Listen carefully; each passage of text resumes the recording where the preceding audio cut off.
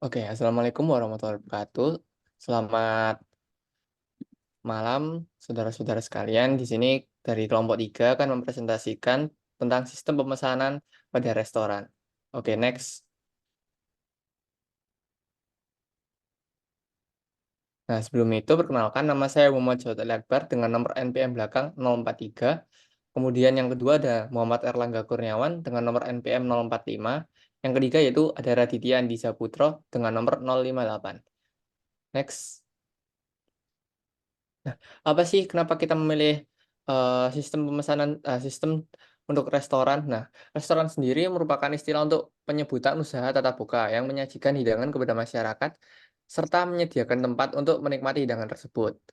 Seiring ramainya perkembangan dari rumah makan atau restoran tersebut, seiring juga perkembangan teknologi tentu semakin mudah untuk memudahkan konsumen untuk memesan makanan.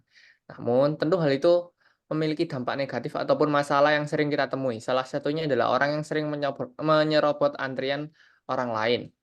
Di mana dalam hal ini kita akan menyoroti pentingnya manajemen restoran yang baik, yaitu dengan manajemen yang baik, restoran dapat mengimplementasikan strategi untuk meningkatkan efisiensi operasional dan memberikan pengalaman pelanggan yang lebih baik. Oke, next.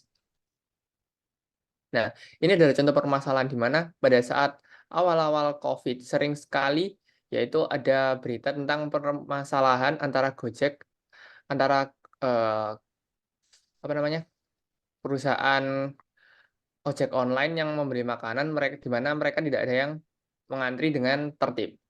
Oke, next. Nah, apa sih materi yang akan kita gunakan di dalam pengerjaan ini? Yaitu yang pertama ada fungsi lanjutan, kemudian yang kedua ada konsep OOP, kemudian yang ketiga ada class inheritance dan enkapsulasi, yang keempat ada error and exception handling. Oke. Nah, di dalam daftar isi nanti kita akan membahas tentang kelas diagram, flowchart system, interpretasi pada MySQL, dan interpretasi pada Python itu sendiri. Oke, next. Oke, selanjutnya ini ada kelas diagram dengan metode CRUD yaitu create, read, update, and delete. Yang pertama ada tabel menu dengan query ID menu, nama menu, harga, deskripsi, dan kategori menu. Yang kedua ada tabel pelanggan dengan query ID pelanggan, nama pelanggan, nomor telepon, dan alamat. Setelah itu ada tabel pesanan dengan query ID pesanan, ID pelanggan, tanggal pesanan, dan total harga. Setelah itu ada detail pesanan dengan query ID detail, ID pesanan, ID menu, jumlah, dan harga satuan. Next. Di sini ada flowchart yang menggambarkan cara kerja sistem kita nanti. Yang pertama dimulai dari pelanggan. Setelah itu pelanggan memesan pesanan yang akan menghasilkan daftar pesanan. Setelah itu daftar pesanan diberikan ke kasir. Setelah itu kasir memberikan ke dapur. Bagian dapur mengecek apakah ketersediaan makanan itu ada. Setelah itu, jika tidak, maka kembali ke daftar pesanan. Jika ada, akan diteruskan ke kasir untuk diolah transaksinya. Setelah itu akan menghasilkan nota pembayaran. Nota pembayaran akan diberikan ke pelanggan dan juga dibuat pembuatan laporan transaksi. Setelah itu, laporan transaksi diberikan ke manajer. Next. Di sini ada interpretasi database MySQL kita. Seperti ini adalah gambaran hubungan dan relasi antara tabel-tabel yang sudah kita buat. Next. Di sini ada interpretasi kode, yaitu pada bab fungsi lanjutan dengan def insert menu dengan argumen self, data. Next. Setelah itu ada kelas inheritance dan enkapsulasi. Di sini kelas database sebagai parents, kelas menu sebagai child, kelas detail pesanan sebagai child, kelas pesanan sebagai child, dan kelas pelanggan juga sebagai child. Next. Setelah itu ada error and exception handling. Eh, Try digunakan untuk mencoba dan untuk mengeksekusi kode tersebut. Setelah itu ada exception untuk menanggulangi error jika ada. agar diketahui errornya apa. Next. Oke, izin masuk. Di sini saya akan menjelaskan tentang bab 4, ya ini konsep OOP dengan menggunakan metode CRUD atau bisa disebutkan create, read, update, dan delete. Nah, untuk menghubungkan antara Python dan juga MySQL pada localhost MyPHP, kita perlu mengimport, menginstal MySQL connector. Setelah itu kita import library-nya. Nah, lalu kita membuat kelas database.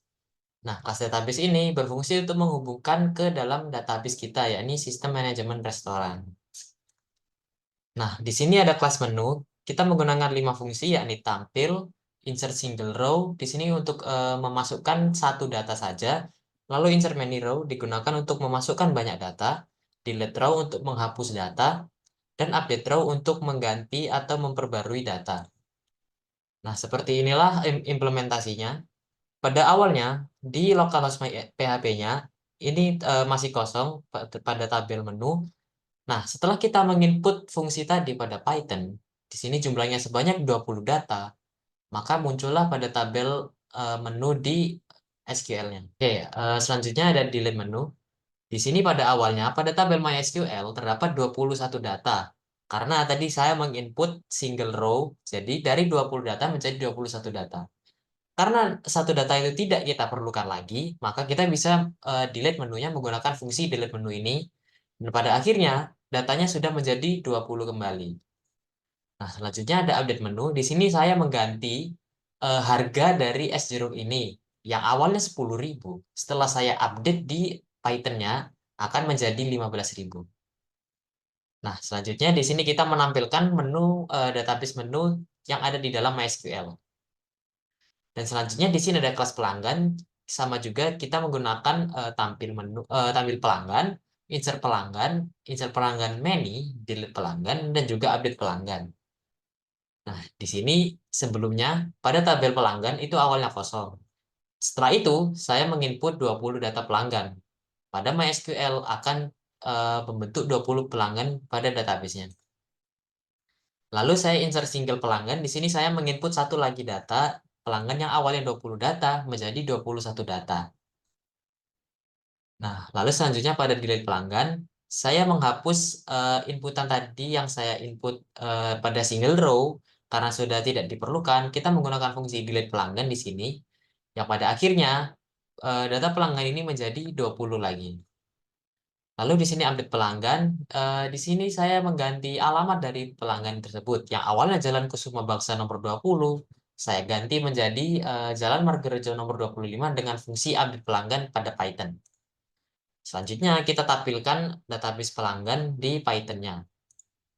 Selanjutnya di sini ada kelas pesanan, sama juga kita menggunakan 5 fungsi, yakni tampil, insert single row, insert many row, delete row, dan juga update row. Nah, sama ini sebelumnya pada database-nya masih kosong. Setelah kita input pada Python menggunakan fungsi insert many row, database pesanan akan menjadi 20. Selanjutnya kita insert single pesanan. Di sini saya menginput satu pesanan tambahan pada database pesanan. Karena inputan tadi saya sudah tidak diperlukan lagi, maka kita akan menggunakan fungsi delete pesanan untuk menghapus input yang saya pada single row tadi.